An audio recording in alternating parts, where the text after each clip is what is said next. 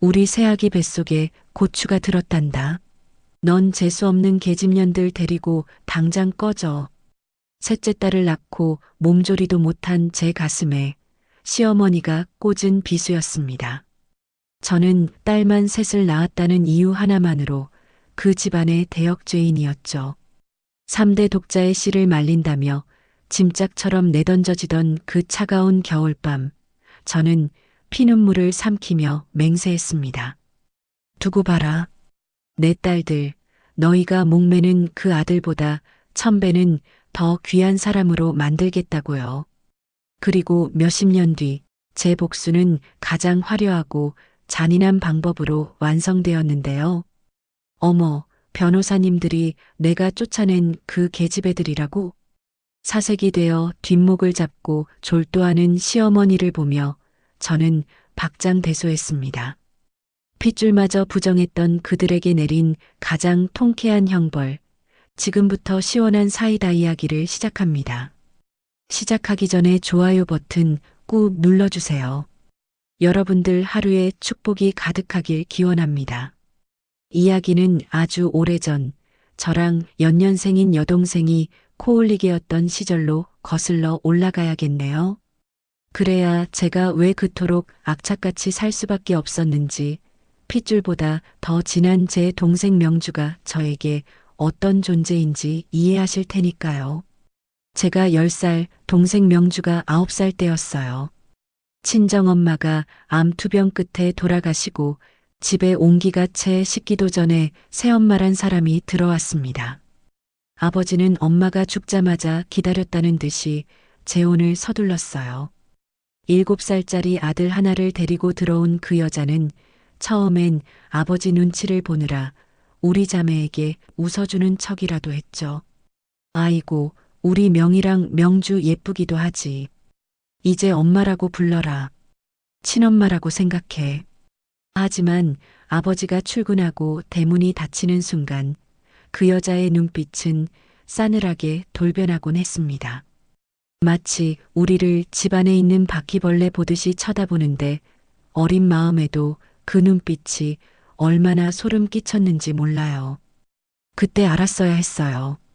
이 집은 이제 더 이상 우리의 보금자리가 아니라는 걸요. 새엄마가 데려온 그 의붓동생 녀석은 어린 것이 어찌나 영악하던지 기가 찰 노릇이었죠. 자기 엄마가 우리를 미워한다는 걸 본능적으로 알고는 대놓고 우리를 괴롭혔습니다. 제가 아끼던 공책을 갈기갈기 찢어놓는 건 예사고 동생 머리채를 잡고 흔들며 말 타는 신용을 하질 않나 밥상에서 우리 밥그릇에 침을 뱉어놓기도 했어요. 화가 머리끝까지 나서 그 녀석을 밀치기라도 하면 어디서 보고 있었는지 새엄마가 달려와 제 등짝을 내리치며 고래고래 소리를 질렀습니다. 어디서 천한 계집애들이 귀한 내 새끼 몸에 손을 대. 니들이 감히 내 아들을 쳐? 네 엄마가 그렇게 가르치고 죽었니? 돌아가신 엄마까지 들먹이며 모욕을 줄 때면 정말 미치겠더라고요. 분하고 억울해서 눈물이 핑 도는데 그 여자는 뻔뻔하게도 퇴근에 돌아온 아버지 앞에서는 세상 억울한 표정으로 연기를 시작했습니다. 우리가 자기 아들을 괴롭혀서 애가 경기를 일으킨다느니 전처 자식이라 잘해주려고 해도 애들이 자기를 무시한다느니 없는 말을 지어내며 눈물을 쥐어짜곤 했죠. 기가 막힌 건 아버지의 반응이었어요. 무시, 멸시, 배신이었습니다. 아버지는 우리 자매의 해명 따위는 들으려고도 하지 않으셨어요. 오히려 귀찮다는 듯이 인상을 찌푸리며 우리에게 소리를 지르셨죠. 시끄럽다. 너희가 동생을 질투해서 그러는 거 아니냐. 새엄마가 너희 키우느라 얼마나 고생하는데 은혜도 모르고 당장 가서 빌지 못해? 아버지의 그 말 한마디가 새엄마의 매질보다 더 아프게 가슴을 후벼 팠습니다. 생물학적 아버지가 맞긴 했겠죠? 하지만 우리를 지켜주지 않고 방관하는 그 사람은 더 이상 아버지가 아니었어요. 그때 제 안에서 뭔가가 툭 하고 끊어졌던 것 같아요. 기대가 없으면 실망도 없다고 차라리 고아라고 생각하는 게 마음 편하겠다 싶었죠. 밥상 차별은 말도 못했습니다. 찌개에 고기 건더기는 몽땅 건져서 자기 아들 밥그릇에 얹어주고 우리 자매 밥그릇엔 멀건 국물만 펐어요. 계란말이도 그 녀석 몫이었고 우리는 김치 쪼가리나 씹어야 했죠. 배가 고파서 부엌을 서성거리면 계집애들이 벌써부터 식탐을 부린다며 밥주걱으로 머리를 쥐어박았습니다. 그러면서 지 아들 입에는 몰래 사온 초콜릿이며 과자를 쏙쏙 넣어주더라고요. 한겨울에는 또 어땠게요. 기름 아깝다며 우리 자매 방에는 난방도 제대로 안 틀어졌습니다. 얼음장 같은 방바닥에서 서로를 끌어안고 덜덜 떨며 잠을 청해야 했어요. 입김이 호호 나오는 방에서 명주가 제품을 파고들며 훌쩍거리면 저는 동생 손을 잡고 밤새 입김을 풀어주며 달랬습니다.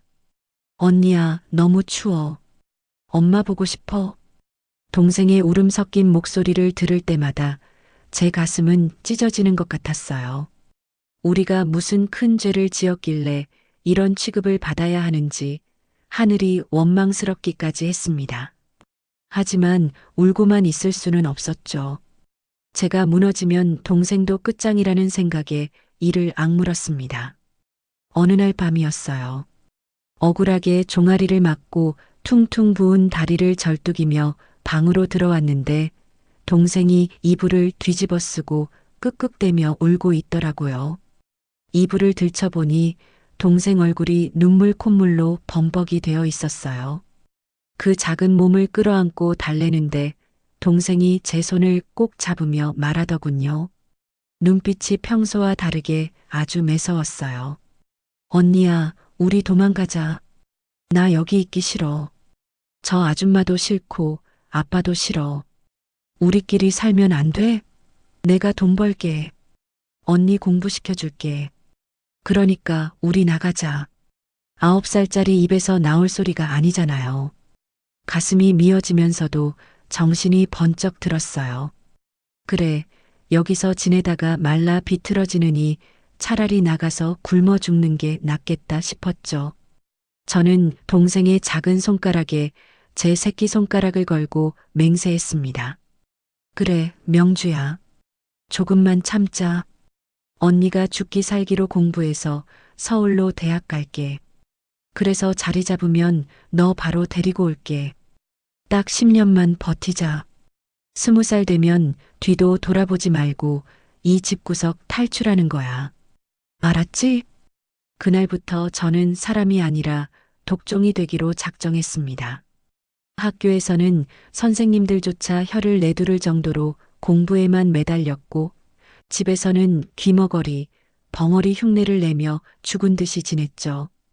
새엄마가 밥을 안 주면 수돗물로 배를 채웠고 교복 살 돈을 안 주면 선배들에게 교복을 구걸하며 버텼습니다.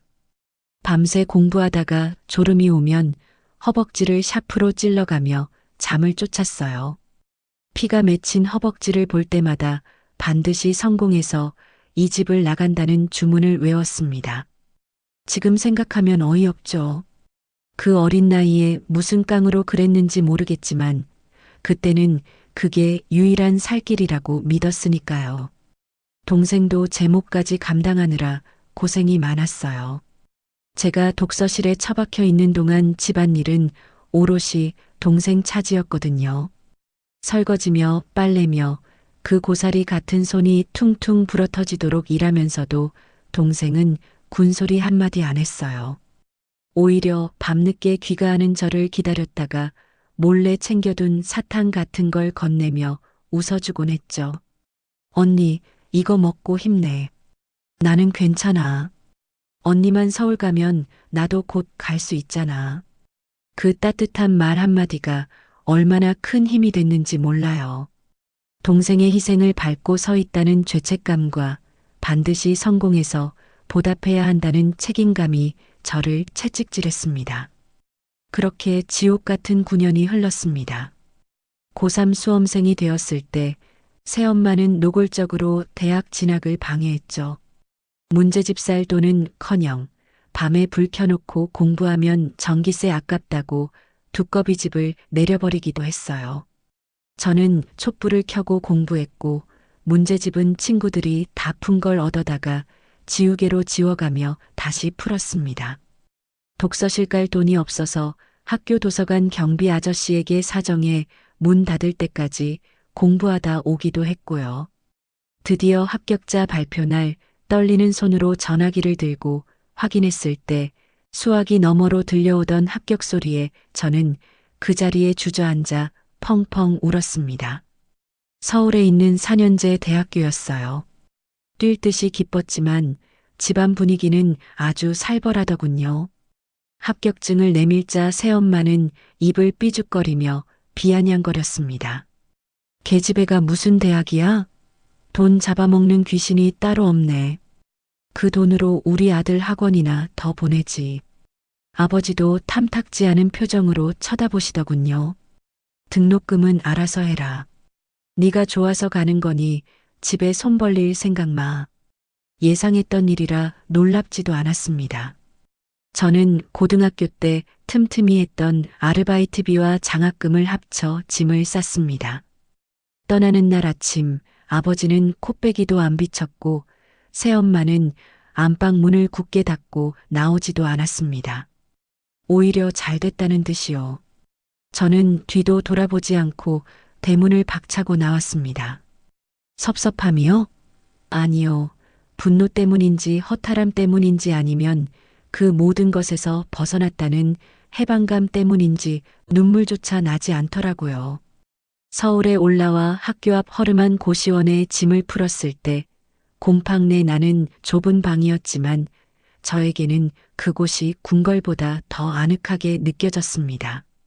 눅눅한 이불을 덮고 누웠는데 천장이 아니라 파란 하늘이 보이는 것 같았어요.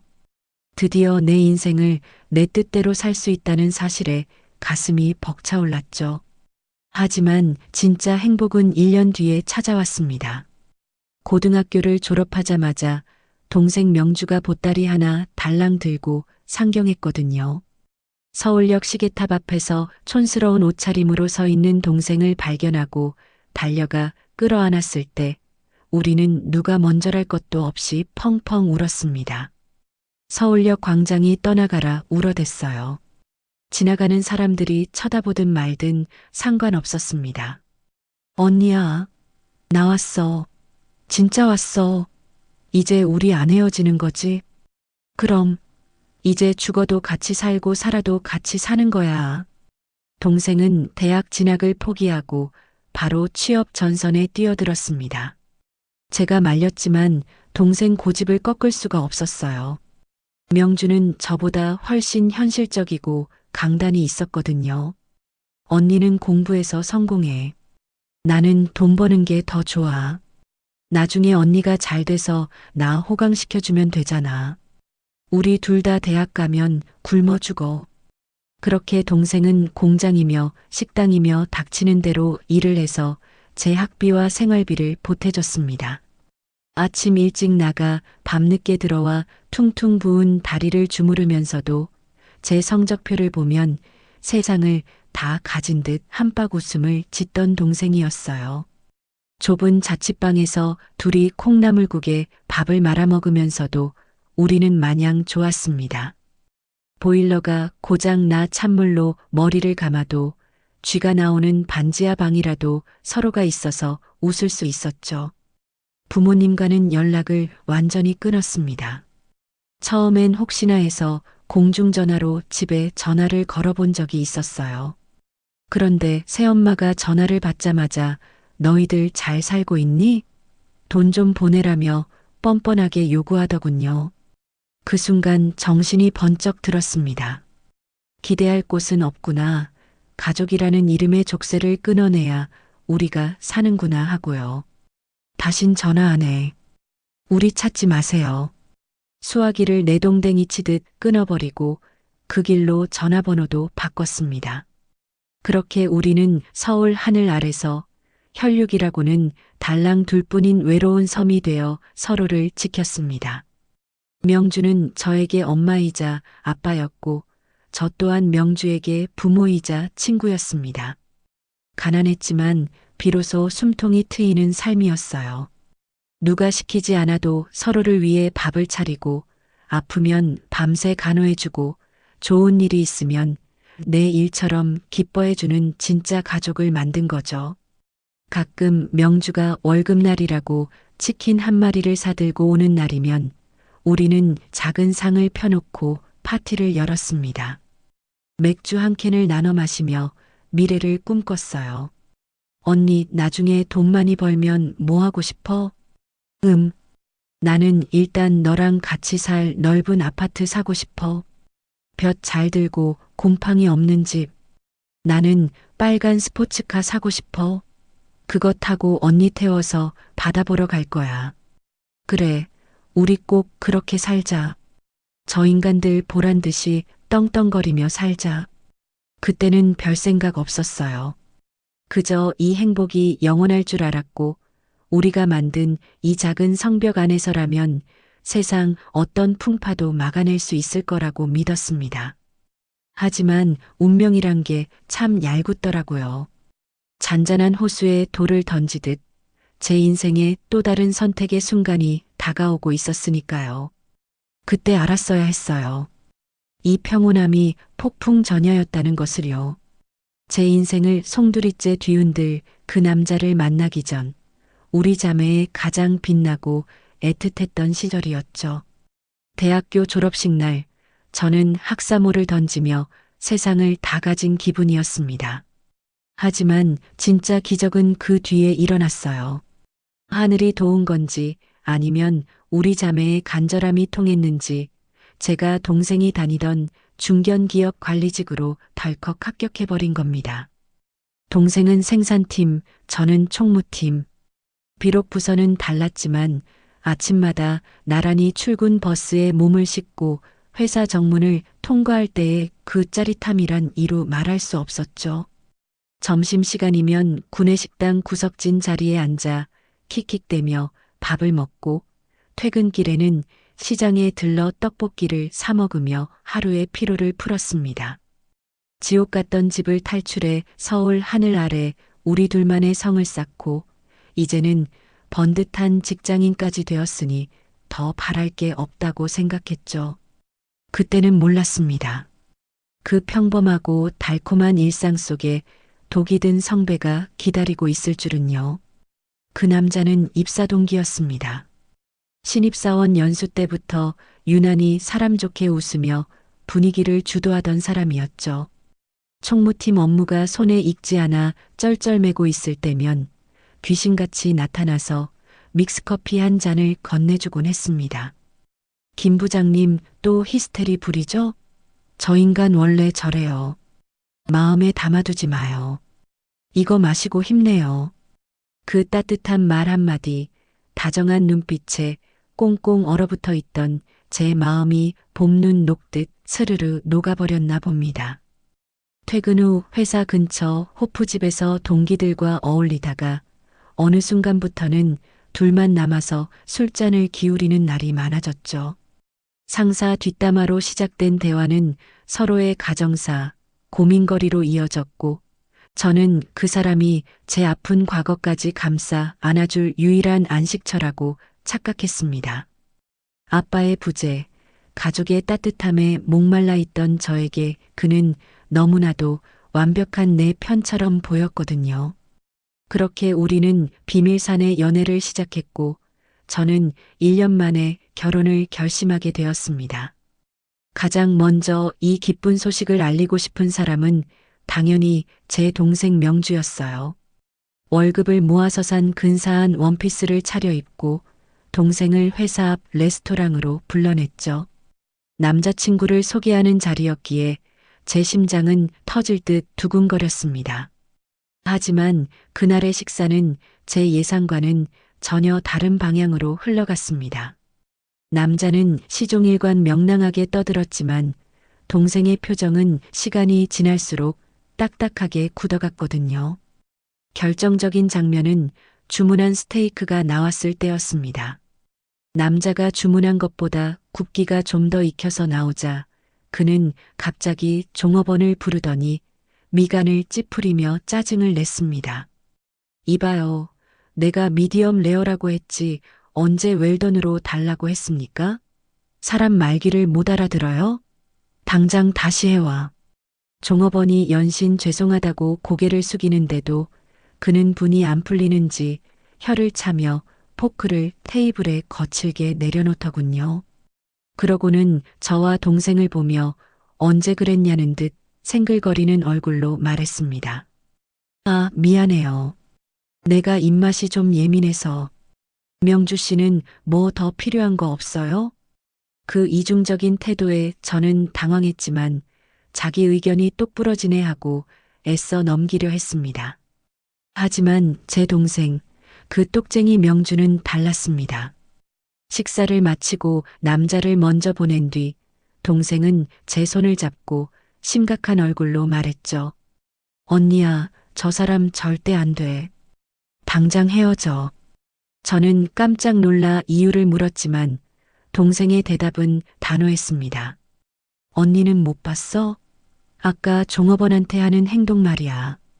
자기 기분 나쁘다고 생판 남한테 화내는 거. 그거 습관이야. 기분이 태도가 되는 사람이라고. 게다가 자기 자랑만 늘어놓고 언니 말은 듣지도 않잖아. 저런 사람이랑 결혼하면 언니 평생 눈치 보며 살아야 해. 저는 발끈해서 대꾸했습니다. 야, 사람이 완벽할 순 없잖아.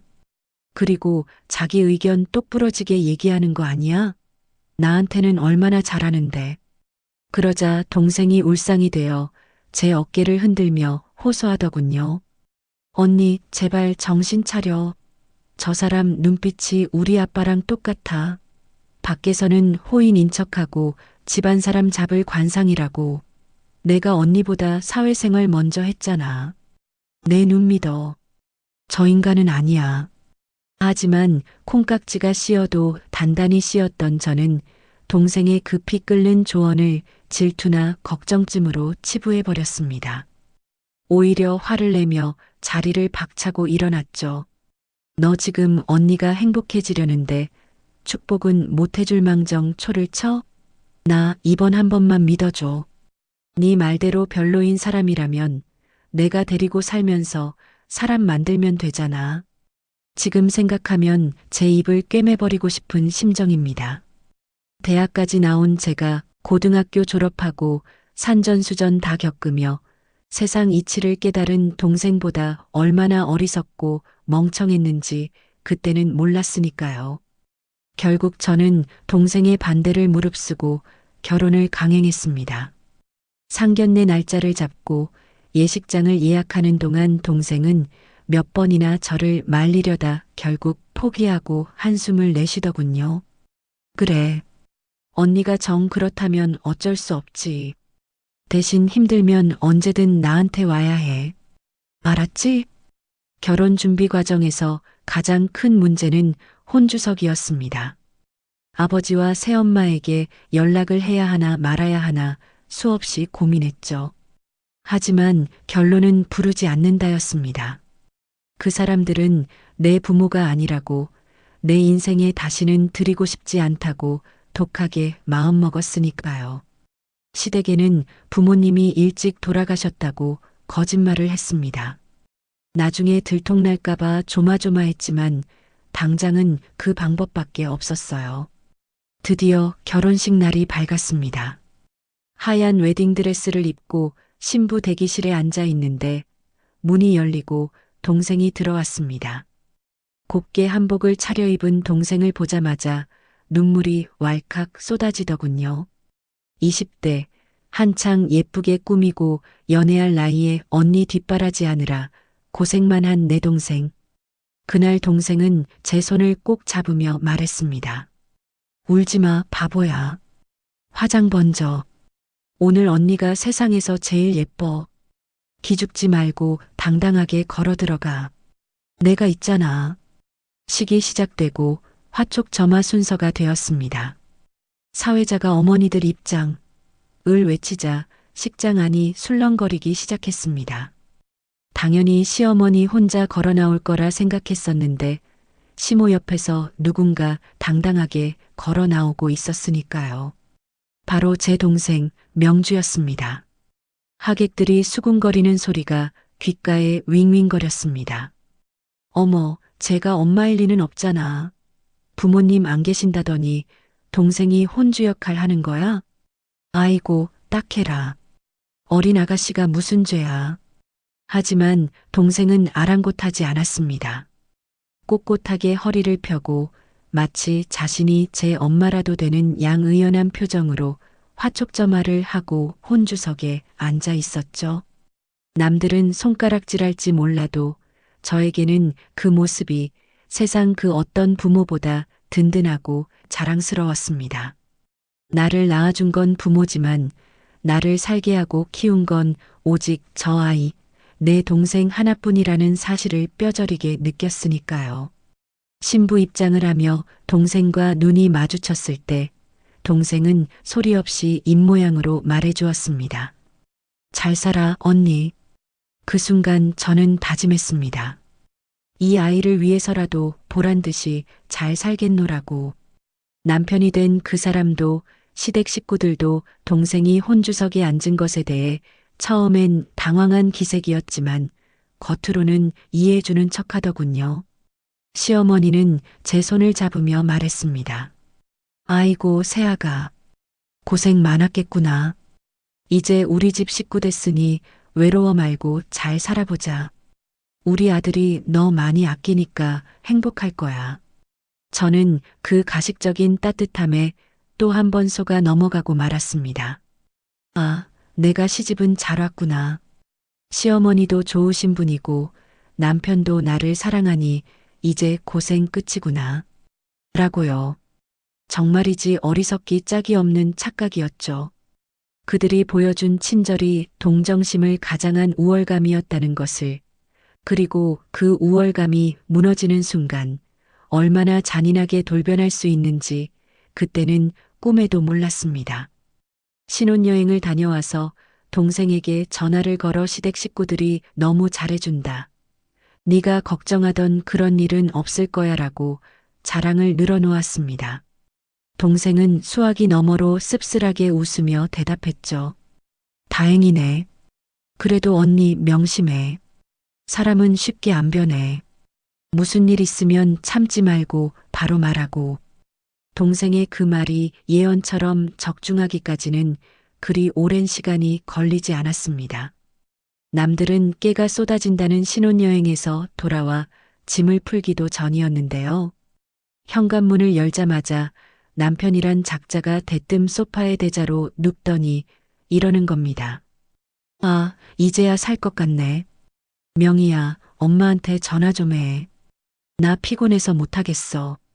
그리고 물 좀 가져와. 결혼 전 저한테 다정하던 남자는 온데간데 없고 손 하나 까딱하기 싫어하는 상전이 한 명 누워 있더군요. 그래도 그때까지는 여행 다녀와서 힘들어서 저러겠지 하고 이해하려고 노력했습니다. 하지만 진짜 문제는 그 주말 시댁에 인사를 드리러 갔을 때 터졌습니다. 시어머니는 갓세댁이 된 저를 보자마자 덕담이랍시고 뼈 있는 말을 툭 던지셨거든요. 얘야, 우리 집안 3대 독자 집안인 거 알지? 너는 몸도 튼튼해 보이니 아들 쑥쑥 잘 낳을 게다. 올해 안에 임신 못하면 나한테 불효하는 줄 알아라. 그러니까 죽기 살기로 노력해서 빨리 아들 낳아. 순간 밥 먹던 숟가락을 놓칠 뻔했습니다. 신혼여행 다녀오자마자 아들 타령이라니요. 남편을 쳐다보니 이 남자는 한술 더 떠서 해벌쭉 웃으며 맞장구를 치고 있더군요. 걱정 마세요, 어머니.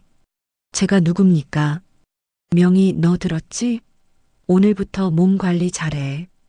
어머니가 지어주신 보약 꼬박꼬박 챙겨 먹고 그날부터 제 신혼집 냉장고는 시어머니가 지어다 나르는 정체불명의 한약으로 가득 찼습니다. 아들 낳는 약이라며 비닐팩에 담긴 그 검은 물을 마실 때마다 속이 울렁거리고 구역질이 올라왔지만 꼭 참고 넘겼어요. 시어머니 전화를 받을 때마다 약 먹었냐, 배란일 마쳤냐는 소리를 듣는 게 지옥 같았지만 멍청하게도 고분고분 따랐죠.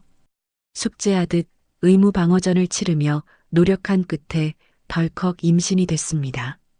임신 테스트기에 두 줄이 선명하게 떴을 때 남편은 펄쩍 뛰며 좋아했죠.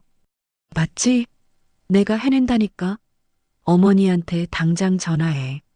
하지만 그 기쁨은 딱 5개월 초음파 검사를 하러 간 날 산산조각이 났습니다. 의사 선생님이 모니터를 보며 넌지시 말씀하시더군요. 아이고, 엄마 닮아서 아주 예쁘겠네요. 핑크색 옷 준비하시면 되겠어요. 그 말을 듣는 순간 남편 표정이 싹 굳어지는 게 보였습니다. 병원 문을 나서는데 남편이 담배를 뻑뻑 피워대며 짜증을 냈습니다. 아씨, 어머니한테 뭐라고 하냐? 너 약 제대로 안 챙겨 먹은 거 아니야? 아들 낳는 약이라며. 기가 막혀서 말이 안 나오더라고요.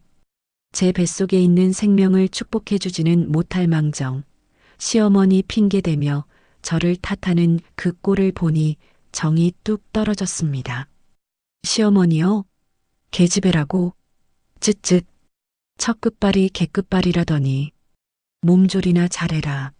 하고는 전화를 뚝 끊어버리시더군요.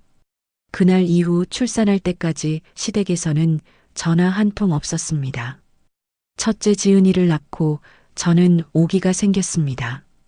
보란 듯이 아들을 낳아서 저 콧대를 눌러주고 싶다는 못된 오기요. 산후조리가 끝나자마자 바로 둘째를 가졌습니다. 연년생이었죠. 입덧이 심해서 물만 마셔도 토하는데 남편은 등 한번 두들겨주지 않고 이번엔 확실하냐? 는 소리만 해댔어요. 하지만 결과는 또 딸이었습니다. 둘째 지수. 둘째가 딸이라는 걸 안 날 남편은 술에 떡이 되어 들어와서 주정을 부렸습니다. 야, 김명희. 너는 배밭이냐? 무슨 딸만 줄줄이 낳아? 내 친구 놈들은 한 방에 아들 잘만 낳던데 나는 전생에 무슨 죄를 지어서. 그 소리를 듣는데 억장이 무너지더군요. 방 안에서 자고 있는 첫째 지은이 얼굴을 보며 소리 죽여 울었습니다. 엄마 때문에 네 아빠한테 사랑도 못 받게 해서 미안해. 라고요. 그때 그만뒀어야 했습니다. 남편은 아예 자포자기한 듯 그냥 살자, 팔자가 이런 걸 어쩌냐며 찬바람을 쌩쌩 날리더군요. 하지만 사람 욕심이란 게, 그리고 인정받고 싶은 욕구란 게 참 무섭더라고요. 시어머니가 명절에 친척들 앞에서 우리 집 때 끊기게 생겼다며 대놓고 망신을 줄 때마다 제 안에서 도끼가 피어올랐습니다. 그래, 내가 기필코 아들 낳아서 그 입 다물게 해준다. 그렇게 미친 척하고 1년 뒤 셋째를 가졌습니다. 주변에서는 다들 미쳤다고 했죠. 특히 제 동생 명주는 펄펄 뛰며 말렸습니다. 언니야, 제발 그만해. 아들 낳으면 뭐가 달라지는데? 언니 몸 망가지는 건 생각 안 해? 저 인간들 비위 맞추려고 애 낳는 기계 노릇할 거야? 동생 말이 100번 맞았지만 저는 귀를 막았습니다. 이미 돌아오지 못할 강을 건넌 기분이었거든요. 이번엔 느낌이 달랐습니다. 고기도 당기고 배 모양도 밑으로 펑퍼짐한 게 영락없는 아들 같았어요. 시어머니도 이번엔 태몽이 좋다며 슬그머니 기대를 내비쳤고요. 운명의 17주차 다시 산부인과 검진대에 올랐습니다. 심장이 터질 것 같았죠. 초음파 화면을 이리저리 보던 의사 선생님이 고개를 갸웃거리며 말씀하셨습니다. 산모님, 셋째 옷 걱정은 안 하셔도 되겠네요. 언니들 옷 물려 입히면 되겠어요. 자매끼리 친구처럼 지내고 좋죠 뭐. 하늘이 무너진다는 표현은 이럴 때 쓰는 거더군요. 진료실을 나오는데 다리에 힘이 풀려 주저앉을 뻔했습니다. 남편은 아예 병원에 같이 오지도 않았습니다. 전화를 걸어 딸이래. 라고 힘겹게 말을 꺼내자마자 수화기 너머로 긴 침묵이 흐르더니 뚝 하고 끊기더군요. 다시 걸어봤지만 전원이 꺼져 있었습니다. 그날부터 남편은 집에 들어오지 않았습니다.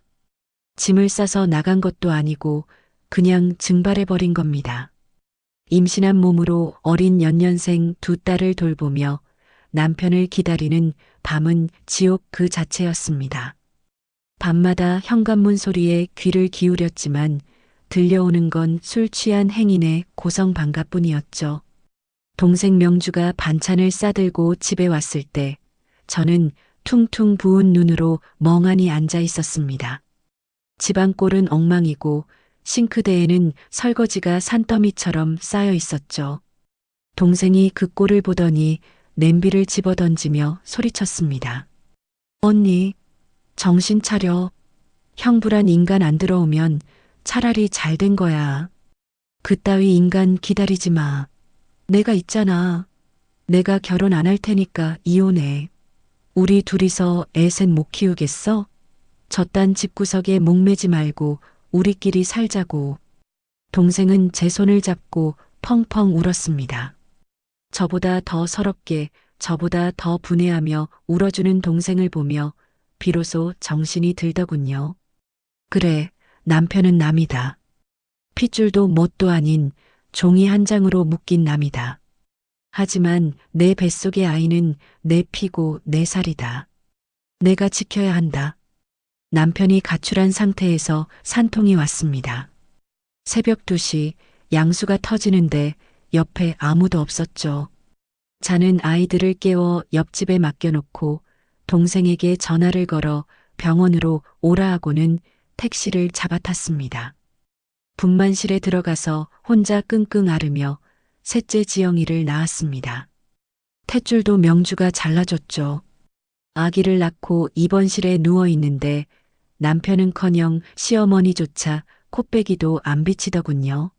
아니, 정확히 말하면 남편은 연락 두절이었고 시어머니는 셋째 낳았다는 소식에 징하다 징해. 기어이 딸을 또 낳았냐?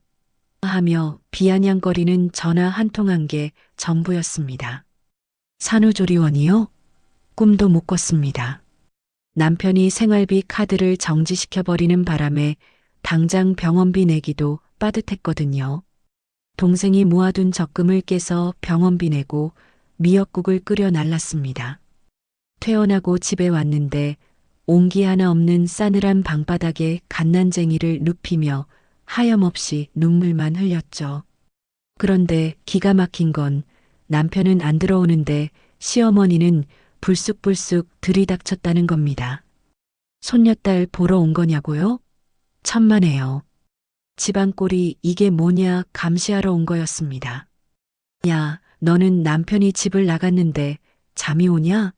여자가 얼마나 복가됐으면 사내 자식이 집구석에 정을 못 붙이고 겉돌겠어?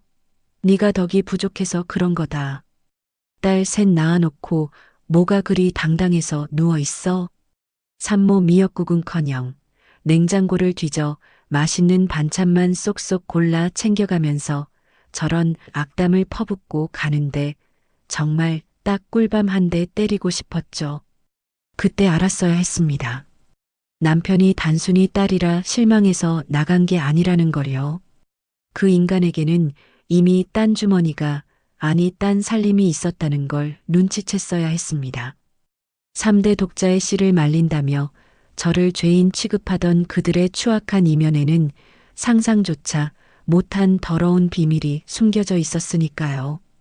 지옥 같던 독박 육아와 남편의 가출, 그리고 시댁의 냉대. 이 모든 게 단순한 불행이 아니라 거대한 음모의 서막이었다는 걸 알게 된 건 셋째 지영이가 100일이 갓 지났을 무렵이었습니다. 남편이란 작자는 여전히 코빼기도 안 비치고 독박 육아에 지쳐 영혼까지 탈탈 털려 있을 때였죠. 초인종 소리에 문을 여니 시어머니가 들이닥쳤습니다. 평소 같으면 인상을 팍 쓰고 잔소리부터 시작했을 양반이 그날따라 얼굴에 화색이 돌고 입이 귀에 걸려 있더군요. 불길했습니다. 저 웃음 뒤에 숨겨진 칼날이 제 목을 겨누고 있다는 걸 본능적으로 알 수 있었죠.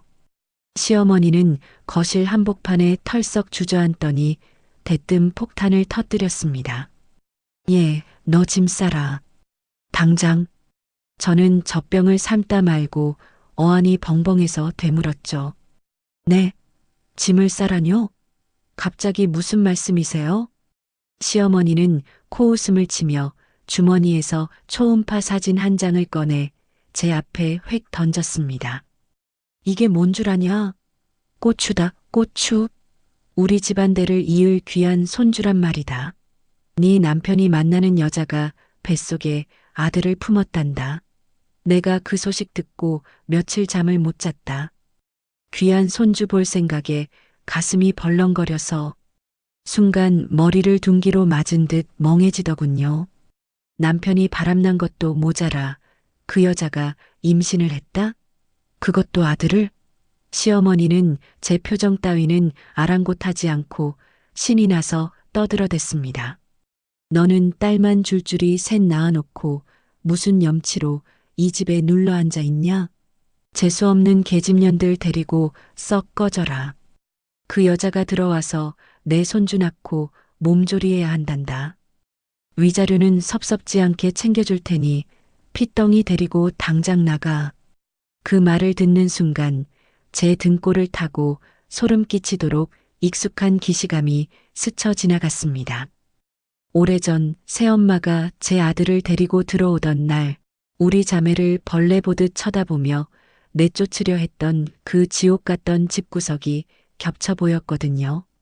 아, 이대로 있으면 내 딸들도 나처럼 천덕꾸러기가 되겠구나. 아들 귀한 줄만 아는 이 미친 집구석에서 우리 애들은 평생 식모 취급이나 당하며 살겠구나.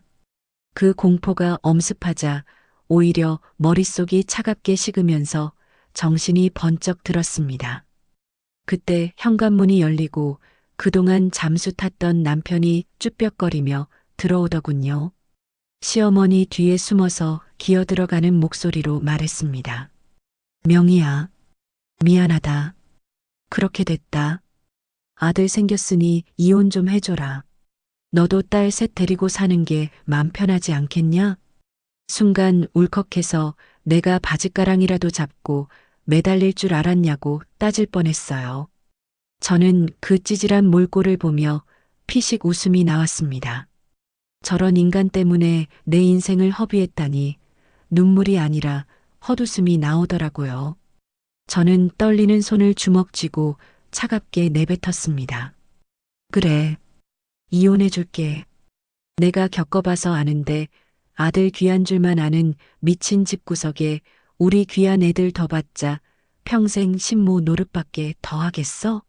내 새끼들 예전에 나처럼 병신 만들 바엔 차라리 아비 없는 자식으로 당당하게 키울 거야. 제 말에 시어머니와 남편의 눈이 휘둥그레졌습니다. 싹싹 빌 줄 알았던 며느리가 너무나도 쉽게, 아니 오히려 기다렸다는 듯이 받아치니까 당황한 기색이 역력하더군요. 뭐야? 너 지금 뭐라고 했냐? 들으신 대로예요. 당장 나갈 테니까 위자료나 준비하세요. 땡전 한 푼 안 받고는 못 나가니까. 저는 그 길로 방에 들어가 옷까지 몇 개만 챙겨 나왔습니다. 당장 갈 곳이 없으니 일단 동생 명준의 집으로 가야 했죠. 명주에게 전화를 걸어 자초지종을 설명하자 수화기 너머로 동생의 욕설이 속사포처럼 쏟아졌습니다. 언니, 당장 나와. 그 인간들 얼굴도 보지 마. 그리고 내가 알아본 게 있는데 그 상간녀란 년 아주 가관이야. 동생의 정보력은 국정원 저리가라였습니다. 알고 보니 그 상간녀 남편과 같은 회사였고 심지어 동생과 같은 층에서 근무하는 격리과 직원이었던 겁니다. 이미영이라고 우리 회사에서도 소문 안 좋은 여자야. 유부남인 줄 알면서 꼬리치고 다닌다고 뒷말 무성했는데 설마 그게 우리 형부일 줄은 꿈에도 몰랐네. 언니, 일단 짐 챙겨서 나와. 내가 그 여자 얼굴이나 한번 보자고 판 깔아놨으니까. 짐을 바리바리 싸들고 갓난쟁이 셋째를 업고 양손에 첫째 둘째 손을 잡고 나오는데 시어머니가 뒤통수에 대고 소금까지 뿌리더군요. 재수 온 붙을라. 퇴퇴, 다신 얼씬도 하지 마라. 저는 멈칫서서 뒤를 돌아보며 시어머니 눈을 똑바로 쳐다보고 쏘아붙였습니다. 어머니, 아들 낳아준 유세 떠느라 며느리가 상전 노릇할 텐데 이제 아줌마 코가 석자네요. 댁들끼리 지지고 볶고 잘 살아보세요. 나중에 피눈물 흘려도 제 탓은 마시고요. 동생의 주선으로 집 근처 카페에서 삼자대면을 했습니다. 남편 옆에 착 달라붙어 앉아있는 그 여자, 이미영을 보는 순간 제 촉이 딱 오더군요. 짙은 화장에 표독스러운 눈매, 위아래로 훑어보는 저 시선. 동생과 제가 눈을 마주치며 동시에 느꼈습니다. 저거 시어머니 잡아먹을 관상이다. 그 여자는 배를 쓰다듬으며 아주 뻔뻔하게 나오더군요. 미안하게 됐어요. 근데 사람 마음이 맘대로 되는 게 아니잖아요. 그리고 이왕 이렇게 된 거, 애 아빠는 아들 곁에 있는 게 맞죠. 언니는 딸만 셋이니 위자료 받고 나가서 새 출발하세요. 기가 막혀서 말이 안 나오는데 옆에 있던 동생 명주가 탁자를 내리치며 일갈했습니다. 야, 너 말 다 했냐? 남의 가정 파탄 내놓고 뭐? 새 출발. 너 지금 아들 뵀다고 유세 떠는데 그 아들이 복덩이가 될지 재앙이 될지는 두고 봐야 하는 거야. 우리 언니가 착해서 물러나 주는 게 아니라 더러워서 피하는 거다, 이년아. 상간녀 얼굴이 시뻘개져서 씩씩거리는데 저는 오히려 마음이 편안해졌습니다. 명주야, 됐다. 가자. 저 여자 관상을 보니까 내가 걱정 안 해도 되겠어. 아들 뵌 며느리라고 시모 머리 꼭대기에 앉으려니다. 시어머니 꼴 참 우습게 되겠어. 팝콘이나 튀겨놓고 구경이나 하자. 그렇게 동생 집으로 거처를 옮겼습니다. 좁은 방에 아이 셋과 짐을 풀며 동생과 마주 앉아 캔맥주 하나를 깠더니 동생이 제 손을 잡고 펑펑 울더군요. 언니야, 잘 나왔다. 진짜 잘했어. 우리가 그 꼴을 또 어떻게 보냐. 저것들은 인간 아니다. 그 새끼 우리 아빠랑 똑같은 인간이야. 우리가 애들 셋 보란 듯이 더 잘 키우면 돼. 내가 아빠 노릇할게. 언니 혼자 아니야. 동생의 그 말에 저도 참았던 눈물이 터져 나왔습니다. 슬퍼서가 아니라 내 편이 있다는 안도감과 썩은 동아줄을 끊어냈다는 해방감 때문이었죠. 하지만 이대로 물러날 김명희가 아니었습니다. 다음 날 저는 핏덩이 셋째를 포대기에 질끈 동여매고 남편 회사로 쳐들어갔습니다. 업무 시간이라 직원들이 북적거리는 사무실 한복판에서 남편 책상을 엎어버렸습니다. 와장창 소리와 함께 서류들이 공중으로 흩날리고 사람들의 시선이 저에게 꽂혔죠. 박진수, 네가 인간이냐? 마누라는 애 낳고 산후조리도 못했는데 같은 회사 여직원이랑 바람나서 애를 만들어? 야, 이미영, 너도 나와. 남의 눈에 피눈물 내고 얼마나 잘 사나 보자. 사무실은 순식간에 아수라장이 되었습니다. 남편은 사색이 되어 저를 끌어내려 했지만 저는 악을 쓰며 버텼죠. 동생이 옆에서 캠코더로 그 장면을 다 찍고 있었고요. 결국 경비원들에게 끌려 나왔지만 속은 후련했습니다. 그 길로 변호사 사무실을 찾아가 소송 전쟁을 시작했습니다. 이혼 소송은 물론이고 당시에는 존재하던 간통죄 고소까지 걸어버렸습니다. 상간녀 위자료 청구 소송도 함께 진행했죠. 경찰서에서 조사를 받으러 오라는 연락이 가자 그제야 시댁과 남편이 꼬리를 내리고 합의를 하자며 연락이 왔습니다. 시어머니는 여전히 뻔뻔하더군요. 예, 좋게 끝내자. 우리 아들 깜빵 보낼 셈이냐? 새아기 뱃속에 귀한 손주 놀라서 잘못되면 네가 책임질 거냐고. 위자료 넉넉히 줄 테니 고소 취하하고 도장 찍어라. 남편도 빌기는커녕 돈으로 해결하려는 태도였습니다. 명희야, 5천 줄게.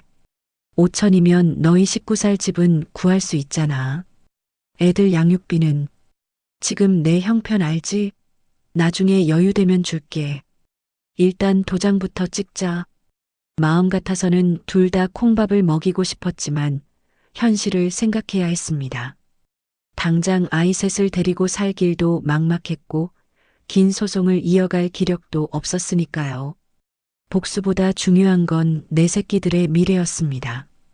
저는 입술을 깨물며 결단을 내렸습니다. 좋아요. 5천만 원 당장 현금으로 가져오세요. 그리고 각서 쓰세요. 다신 우리 앞에 나타나지 않겠다고. 양육비? 필요 없으니까 내 딸들 찾지도 말고 보지도 마세요. 법적으로 깨끗하게 남남으로 끝냅시다. 결국 간통 고소를 취하해주는 조건으로 위자료 5천만 원을 일시불로 받고 이혼 도장을 찍었습니다. 법원을 나오는데 하늘이 그렇게 파랄 수가 없더군요. 마지막으로 남편과 시어머니를 향해 독한 저주를 퍼부었습니다. 내 딸들은 내가 보란 듯이 훌륭하게 키울 겁니다. 당신들은 그 잘난 아들놈 끼고 잘 살아봐요. 천벌 받을 날이 머지 않았으니까. 그렇게 저는 이혼녀가 되었습니다. 남들이 보기엔 실패한 인생처럼 보였을지 몰라도 저에게는 새로운 인생의 시작이었습니다. 5천만 원이라는 피 묻은 돈을 종잣돈 삼아 저는 맹세했습니다. 내 딸들을 대한민국 최고의 인재로 키워내겠노라고. 아비 없는 자식이라고 손가락질 받지 않게 누구보다 당당하고 멋진 여성으로 만들겠노라고요. 그리고 제 옆에는 든든한 지원군, 세상에서 제일 강한 이모이자 아빠인 명주가 있었습니다. 우리는 그날 밤 아이들을 재워놓고 소주잔을 부딪히며 다짐했습니다. 언니, 이제 시작이야. 우리 진짜 멋지게 살아보자. 저것들이 배 아파서 땅을 치고 후회하게 만들어주자. 그렇게 맨몸으로 세상에 던져진 우리 다섯 여자. 가진 거라고는 전 남편이 던져준 위자료 5천만 원과 도끼뿐이었지만 그 돈은 제 목숨값이나 다름없었습니다.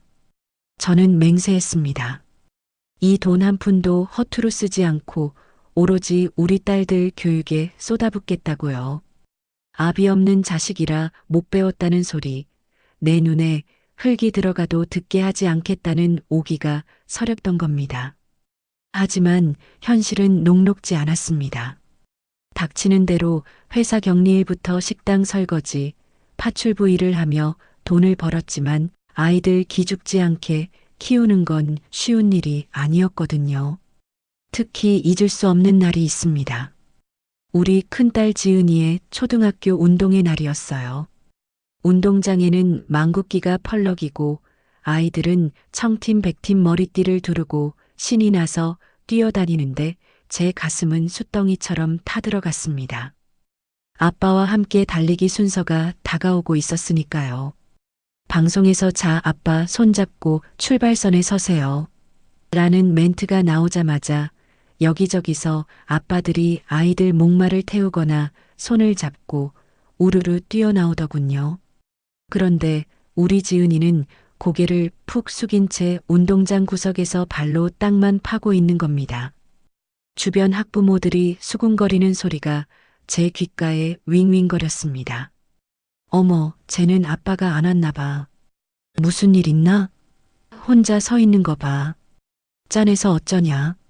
그 소리를 듣는데 당장이라도 뛰어들어가 딸아이 손을 잡고 나오고 싶었지만 엄마가 나서는 순간 아빠 없는 애라고 낙인 찍는 것 같아 발만 동동 구르고 있었죠.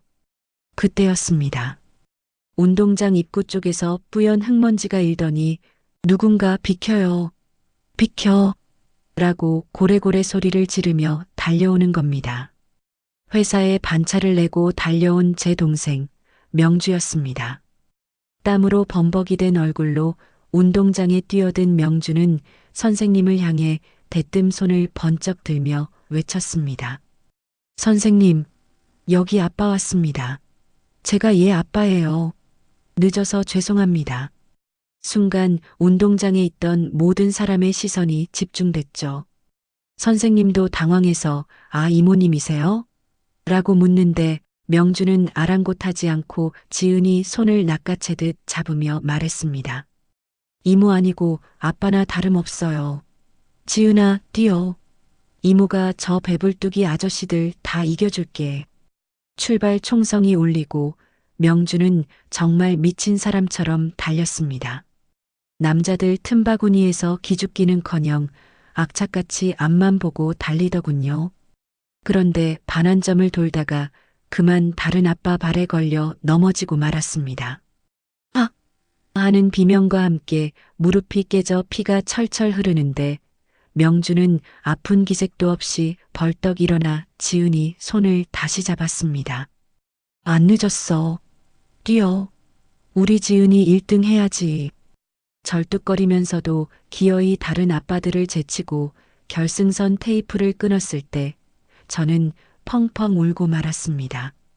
흙투성이가 된 채로 활짝 웃으며 지은이를 안아주는 동생의 모습이 세상 그 어떤 아빠보다 듬직하고 멋져 보였으니까요. 명주는 피가 흐르는 무릎을 닦지도 않고 조카에게 씩씩하게 말해주더군요. 맞지? 이모가 다 이겼어. 기죽지 마. 알았지? 네 뒤엔 이 슈퍼맨 이모가 있다. 그날 이후 동네에서 우리 자매는 독한 자매로 불렸고 명주는 조카들의 영원한 슈퍼맨이 되었습니다. 결혼 안 하고 언니랑 조카들 지키겠다던 그 약속, 명주는 정말 바보처럼 30년을 지켰습니다. 주말이면 아이들 데리고 공원에 나가 자전거를 가르쳐주고 학교 준비물 챙겨주느라 밤을 새우고 사춘기 겪는 아이들 고민 상담까지 도맡아 했으니까요. 저는 엄마였지만 명주는 아빠이자 친구이자 인생의 스승이었습니다. 우리는 전 남편에게 받은 위자료 5천만 원을 종잣돈 삼아 아이들 교육에 올인했습니다. 남들이 명품 가방 살 때 우리는 아이들 문제집을 샀고 남들이 해외여행 갈 때 우리는 도서관에 출석 도장을 찍었죠. 언니, 우리 목표는 딱 하나야. 저것들이 우리 버린 거 땅을 치고 후회하게 만드는 거. 애들 보란 듯이 성공시켜서 코 납작하게 해주자.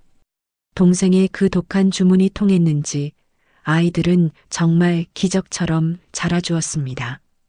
첫째 지은이가 서울대 의대에 합격하던 날 우리 세모녀와 명주는 서로 부둥켜 안고 밤새 통곡을 했습니다. 그게 끝이 아니었죠.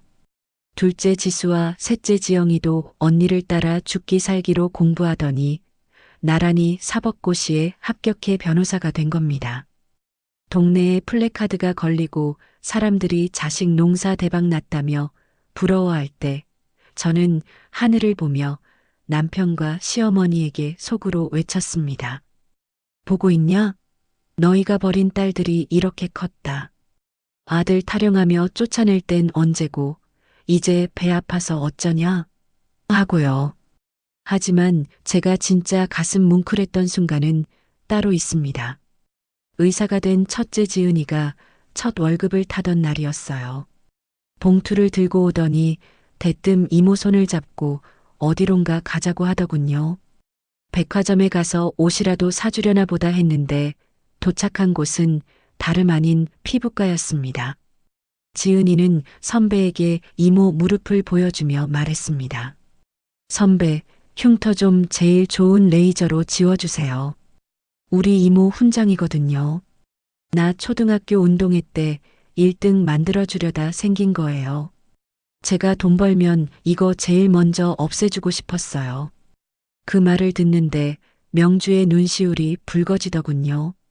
치료대에 누운 동생의 손을 꼭 잡은 지은이가 이모, 그동안 우리 아빠 노릇하느라 고생했어.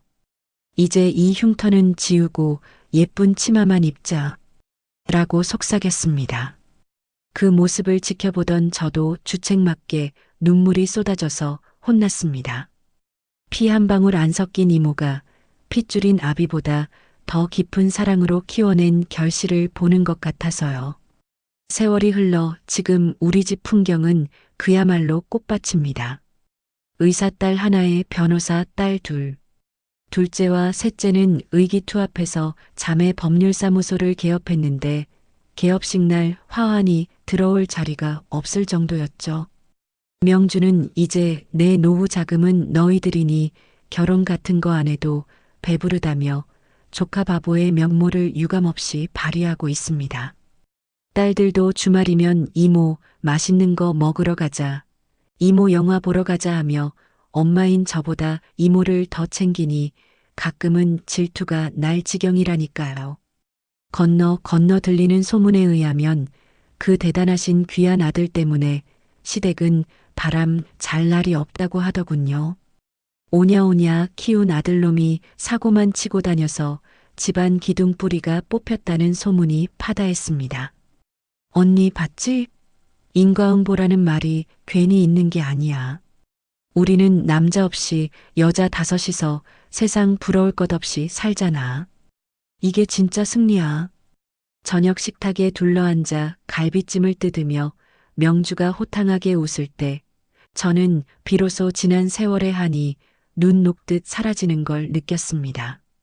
남편의 빈자리, 아빠의 부재, 그런 건 우리에게 아무런 걸림돌이 되지 않았습니다. 오히려 그 빈자리를 서로의 사랑으로 꽉 채웠기에 우리는 더 단단해질 수 있었으니까요. 하지만 인생이란 게 참 묘하죠. 우리가 이렇게 행복의 정점을 찍고 있을 때 불청객들이 찾아오더군요. 제 인생에 이런 날이 올 줄은 정말 꿈에도 몰랐습니다. 하늘이 내린 형벌이라는 게, 그리고 인과응보라는 게 교과서에나 나오는 말인 줄 알았는데 현실은 드라마보다 더 잔혹하고도 통쾌하더라고요. 바람 한 점 없이 화창했던 가을날. 대학병원 응급실 당직을 마치고 비번이었던 큰딸 지은이와 함께 둘째, 셋째가 운영하는 박앤박 법률사무소를 찾았습니다.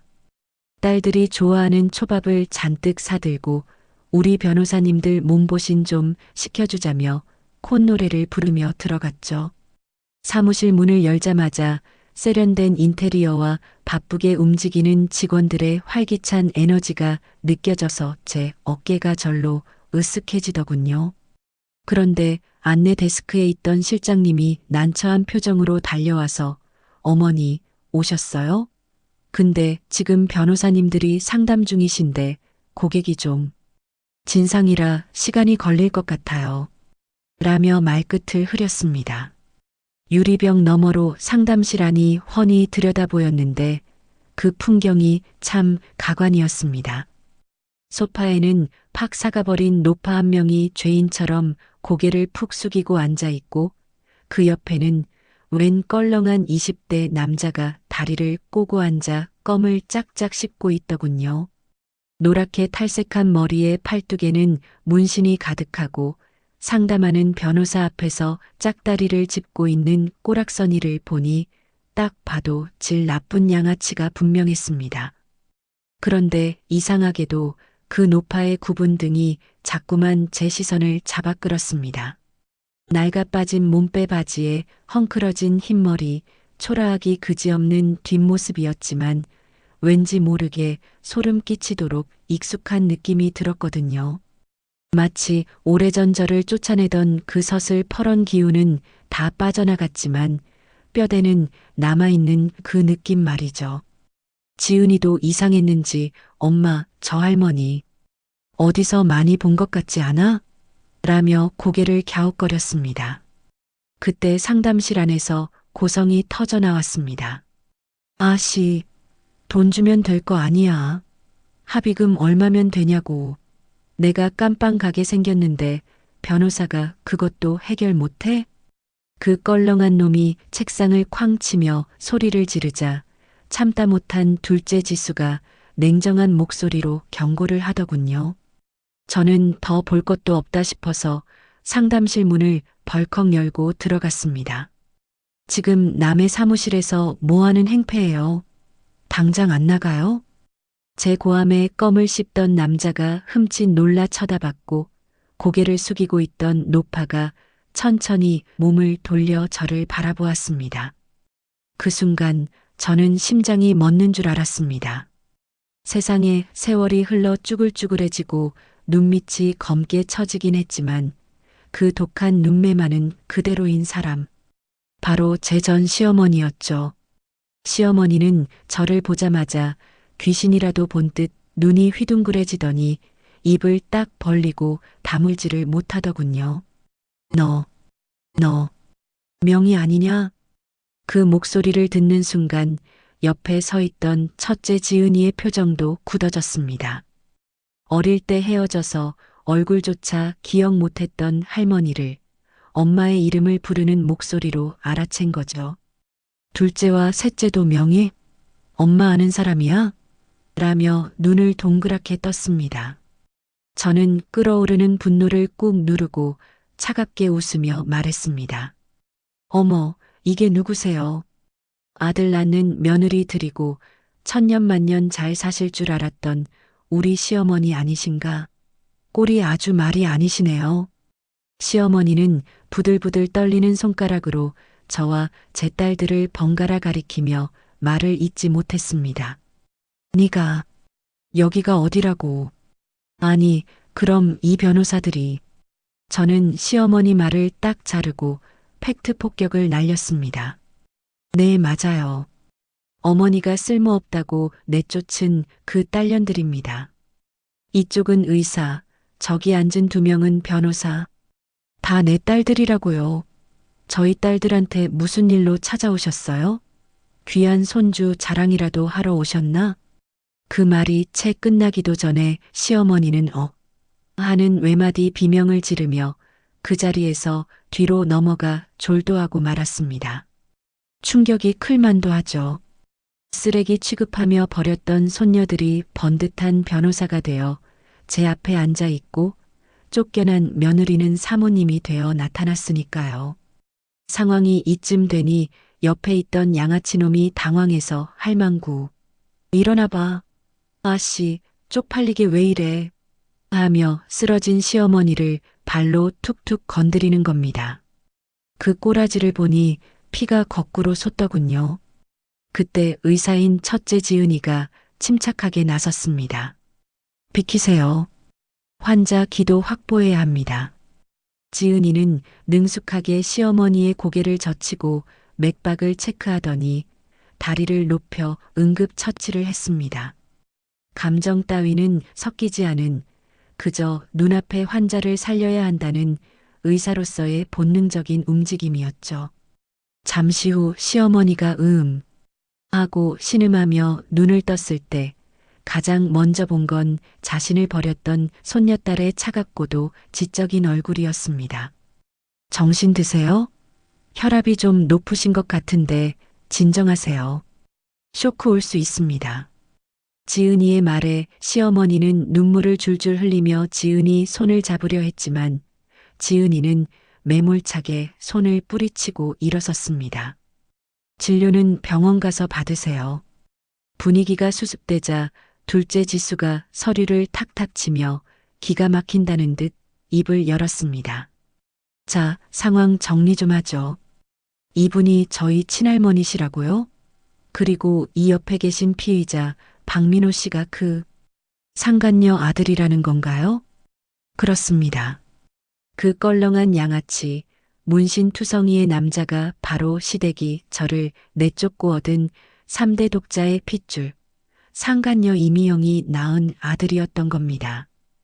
그런데 그 귀한 아들이 변호사 사무실을 찾은 이유가 정말 가관이었습니다. 술 먹고 지나가는 여자를 강제로 추행하고 말리는 시민을 폭행해서 전치사주 상해를 입혔네요. 이미 동종 전과가 이범이나 있고 이번엔 실형 못 면합니다. 그래서 합의하고 형량 좀 줄여보려고 오신 거군요. 지수가 조목조목 읊어대는 범죄 사실을 듣는데 저는 헛웃음이 터져 나왔습니다. 딸 셋 쫓아내고 얻은 아들이 성범죄자가 되어 그것도 이복 누나들한테 변호를 구걸하러 오다니. 세상에 이런 통쾌한 복수극이 또 어디 있을까요? 정신을 차린 시어머니는 제 발 아래 엎드려 통곡을 시작했습니다.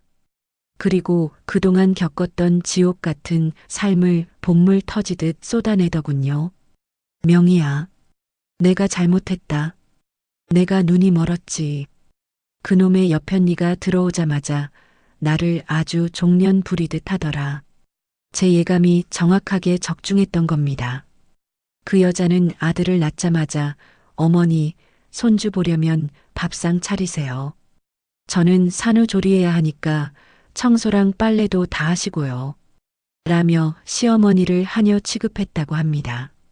시어머니가 뭐라고 한마디 하면 어머니 때문에 스트레스 받아서 젖이 안 돌아요.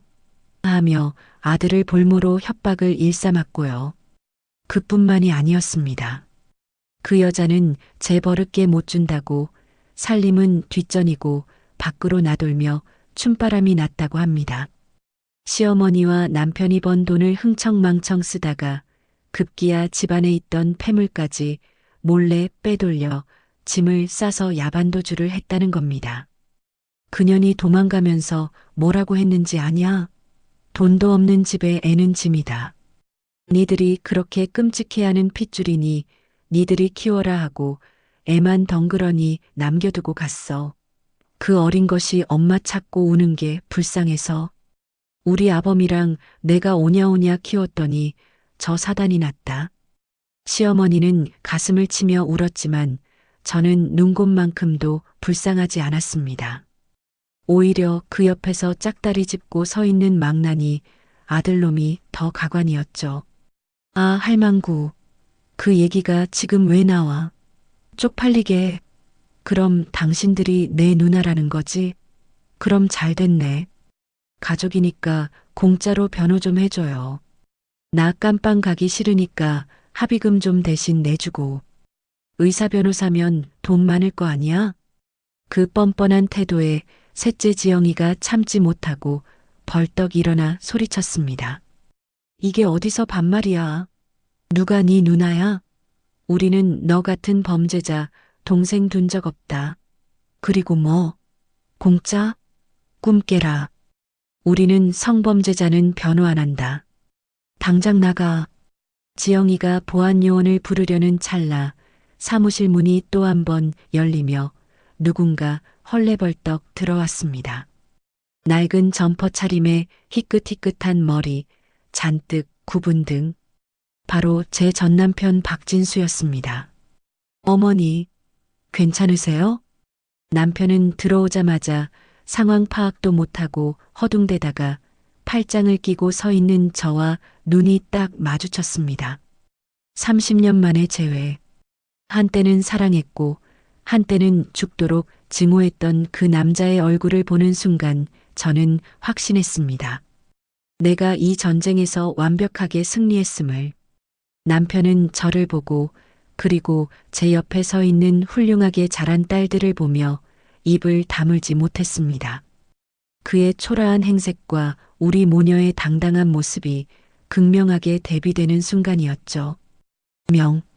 명희야? 네가 여기 웬일이야? 설마 이 변호사가 우리 지수냐? 남편의 떨리는 목소리에 저는 우아하게 미소 지으며 대답했습니다. 네, 오랜만이에요. 박진수 씨, 당신이 딸이라고 버린 우리 지수 지영이 변호사 됐고 저기 지은이는 의사고요. 어때요?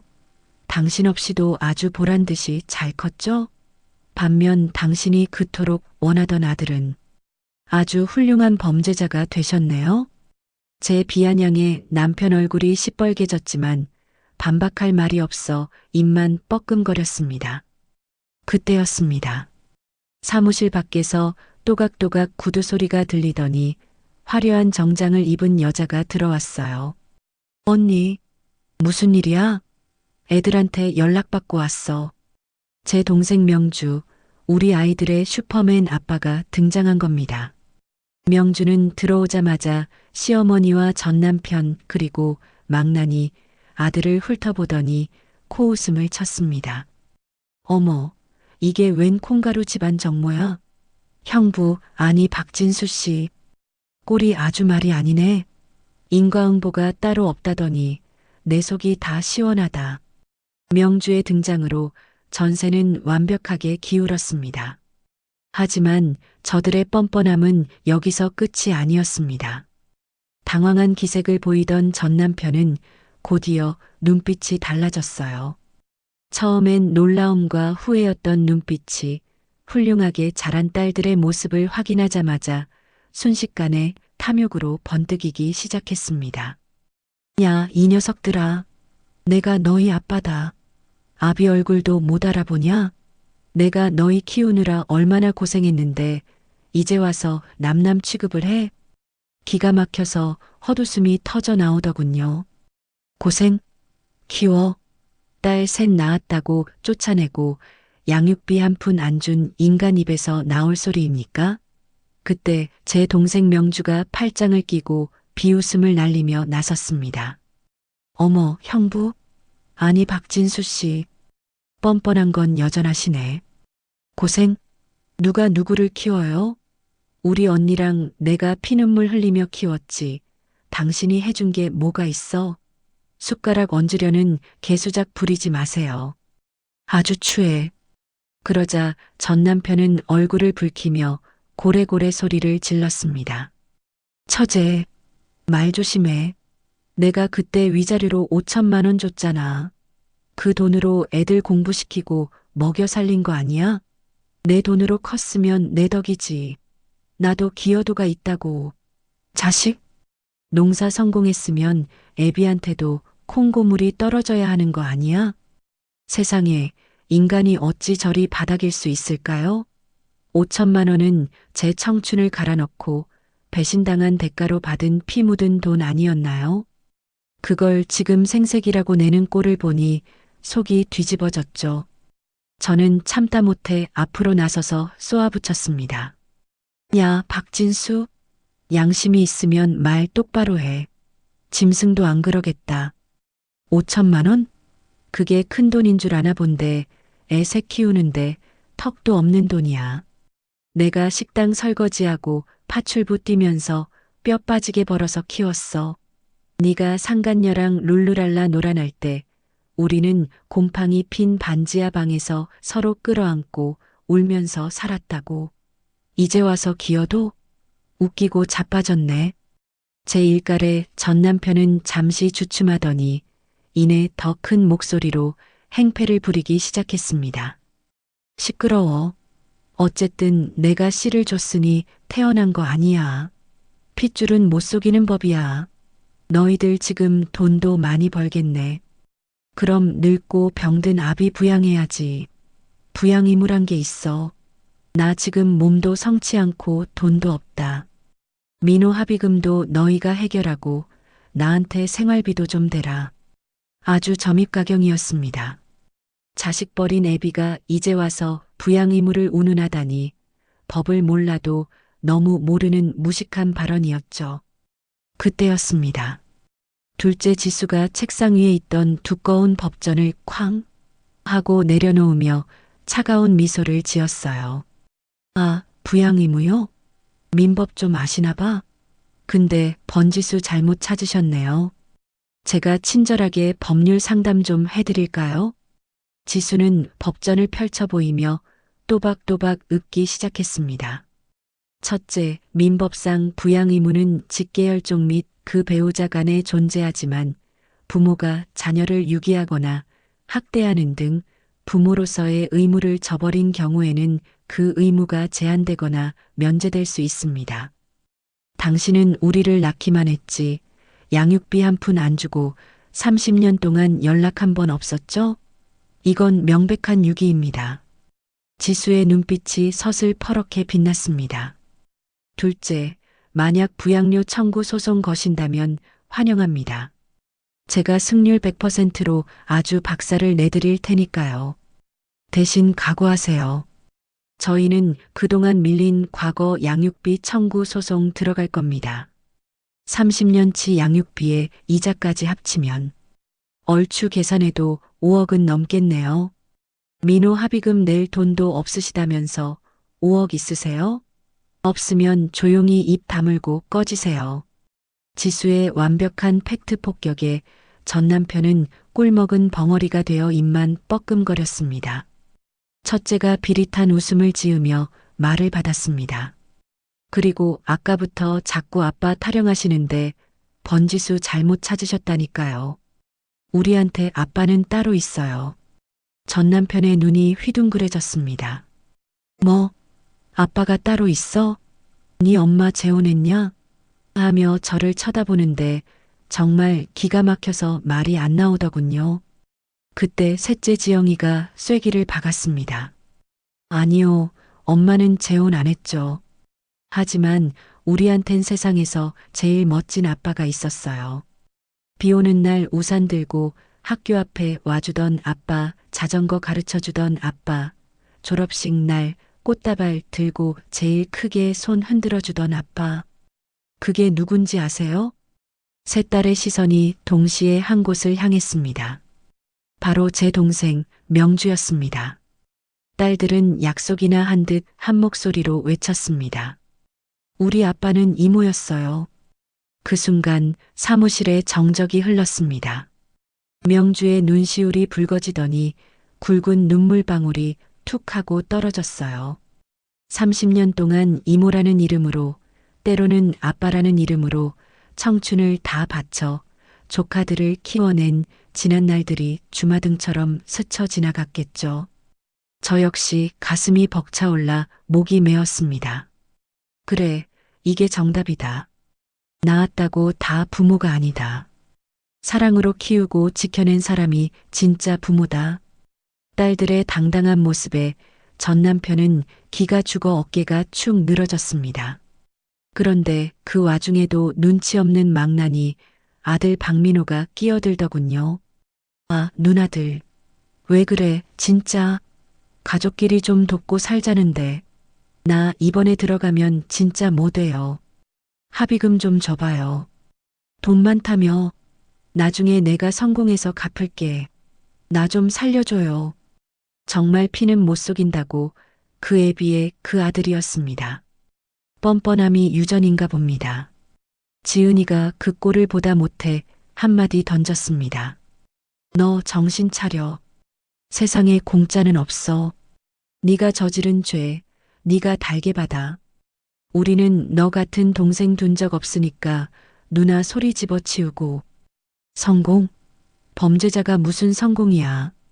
깜빵 가서 콩밥 먹으면서 반성이나 해. 그때였습니다. 바닥에 주저앉아 있던 시어머니가 갑자기 벌떡 일어나더니 망나니 손자의 등짝을 후려갈겼습니다. 이 썩을 놈아, 입 안 닥쳐? 네가 사람 새끼냐? 누나들한테 그게 무슨 말버릇이야. 아이고, 내 팔자야.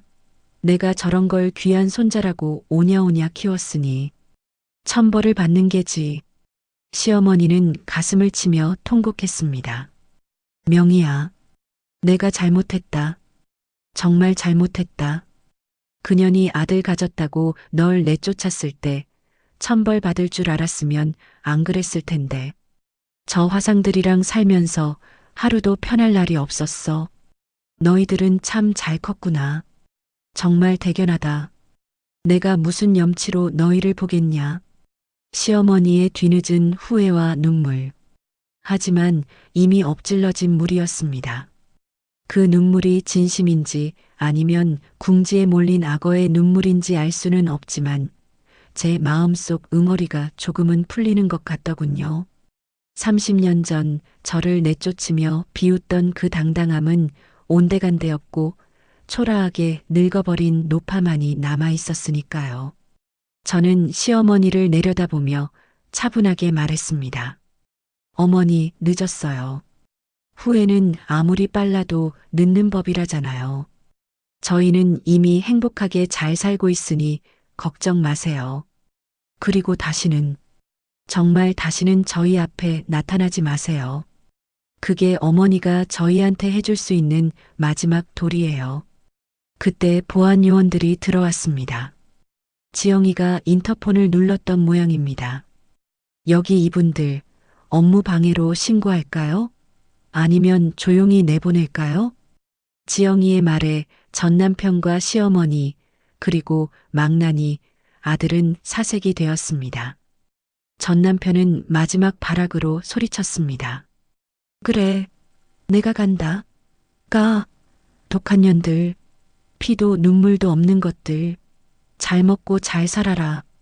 쫓겨나듯 사무실을 나가는 그들의 뒷모습은 처량하기 그지없었습니다.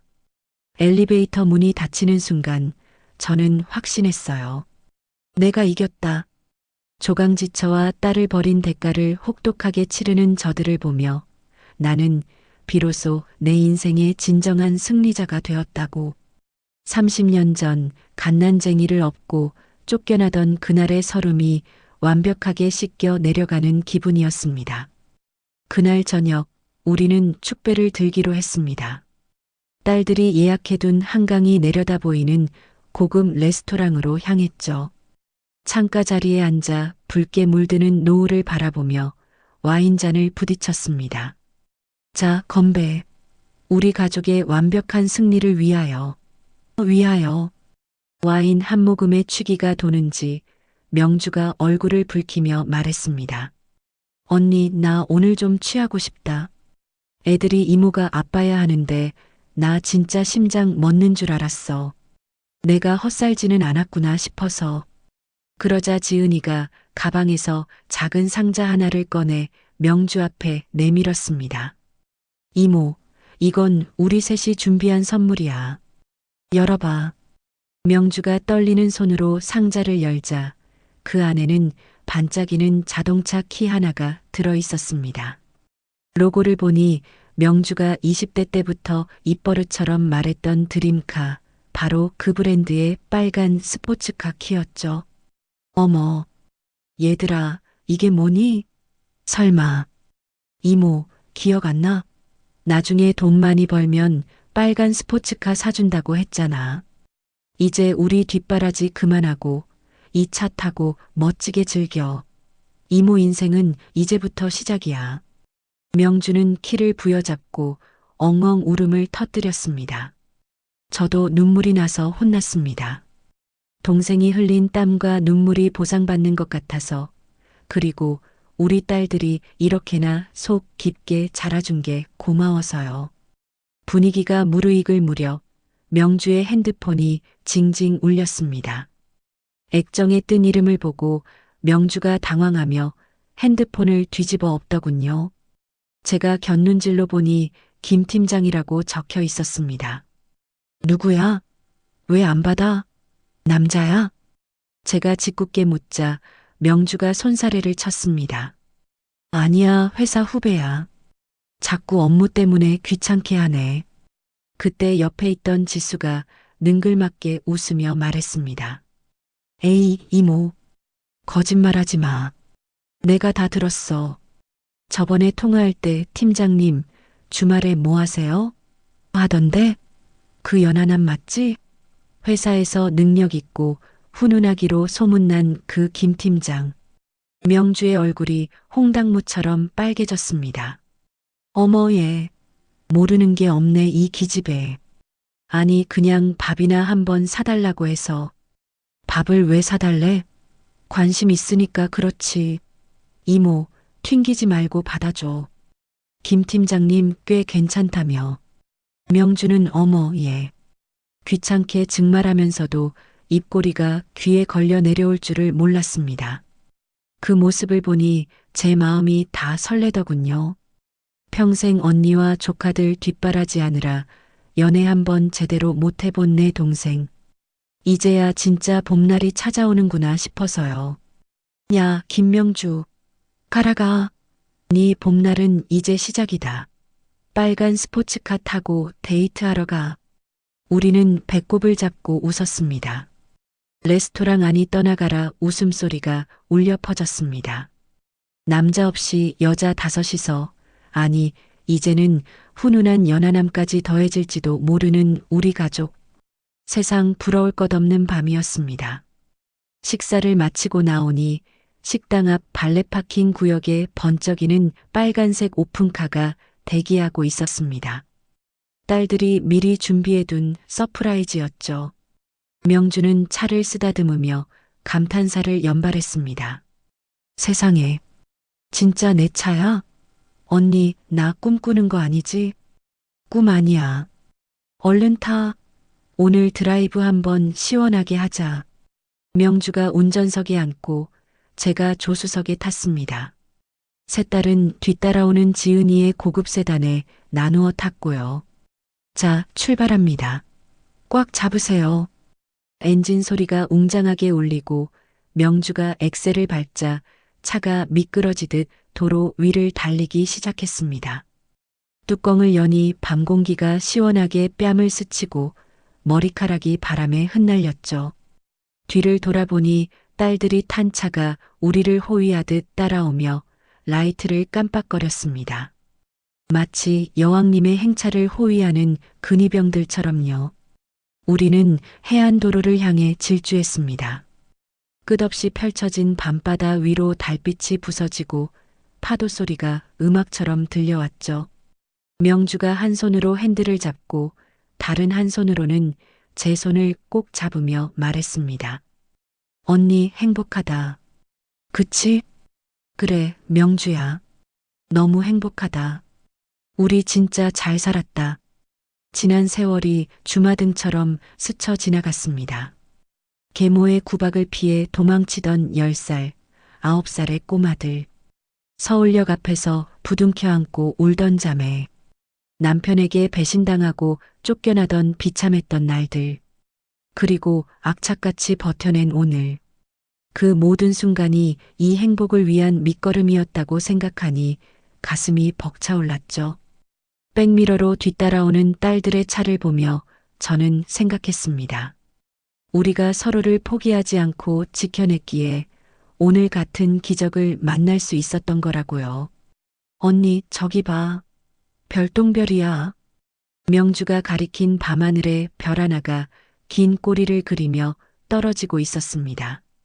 저는 눈을 감고 소원을 빌었어요. 지금 이 행복이 영원하게 해주세요. 그리고 우리 명주 시집가게 해주세요. 내 딸들 앞으로도 꽃길만 걷게 해주세요. 아니, 굳이 소원을 빌지 않아도 알 것 같습니다. 우리 앞날은 이미 정해져 있다는 것을요. 지난 사랑으로 뭉친 이 가족에게는 이제 꽃길만 펼쳐질 거라는 사실을 말이죠. 차가 속도를 높이자 바람 소리가 더 크게 귓가에 울렸습니다. 하지만 그 어떤 소음도 우리 자매의 웃음소리를 덮지는 못했습니다. 달려, 김명주. 오늘 지구 끝까지 가는 거야.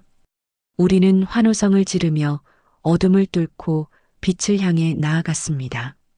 세상에서 가장 강하고 아름다운 5 여자의 질주는 이제부터가 진짜 시작이니까요. 지금까지 제 긴 이야기를 들어주셔서 감사합니다. 혹시 지금 힘든 시기를 보내고 계신 분이 있다면 제 이야기가 작은 위로가 되었으면 좋겠습니다. 겨울이 지나면 반드시 봄이 오듯 여러분의 인생에도 반드시 쨍하고 해 뜰 날이 올 겁니다. 저 김명희가 보증합니다. 포기하지 마세요. 당신 곁엔 당신을 응원하는 누군가가 반드시 있을 테니까요. 그럼 모두 행복하세요. 와, 정말 대단한 이야기였습니다. 가슴이 먹먹해지다가도 마지막엔 저도 모르게 주먹을 불끈 쥐게 되는 통쾌한 사이다 결말이었네요. 여러분은 오늘 사연 어떻게 들으셨나요? 저는 김명희 님이 흘리셨던 그 수많은 눈물이 결국엔 딸들이라는 아름다운 꽃을 피워낸 걸음이 되었다는 생각에 코끝이 찡해졌습니다. 무엇보다 피보다 진한 사랑으로 서로를 지켜낸 자매의 우애가 정말 감동적이었는데요. 세상 그 어떤 아빠보다 든든했던 슈퍼맨 이모, 명주님의 헌신이 없었다면 지금의 이 행복도 없었겠죠? 인생의 밑바닥에서 포기하지 않고 보란듯이 재기에 성공한 5 여자들의 질주. 빨간 스포츠카를 타고 해안도로를 달리는 그 마지막 장면이 제 머릿속에도 생생하게 그려집니다. 지금 혹시 힘든 시간을 보내고 계신 분이 있다면 오늘 명희님의 이야기가 작은 희망이 되었으면 좋겠습니다. 겨울이 가면 반드시 봄이 오듯 여러분의 인생에도 분명 쨍하고 해뜰 날이 올 테니까요. 이제 꽃길만 걸으실 김명희님과 가족분들의 앞날을 진심으로 축복합니다. 그리고 명주 이모님, 김 팀장님과의 핑크빛 로맨스도 꼭 성공하시길 저도 응원하겠습니다. 김명희님께 응원의 댓글을 남겨주세요. 큰 위로가 돼줄 거예요. 오늘도 끝까지 함께 해주셔서 감사합니다.